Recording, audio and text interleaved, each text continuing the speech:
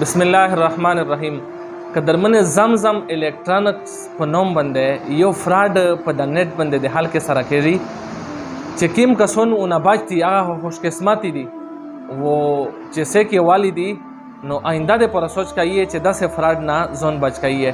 طریقه دی سدو چې تو ته میسج وشي چې بھائی تو ته آیفون وتلا ده نو بالکل پیکنګ آدش کرا کی تو نو ما په لیکلاوی هر شای په لیکلی وي تو نمبر په لیکلاوی چې دا تو ته آیفون وتلا ده وہ دا میز در لږی په ډاک باندې خدا سے وکا چې 5000 روپیه 4000 روپیه دا ډاک پرسل لگا چې میشتو ته پیمنٹ وکي.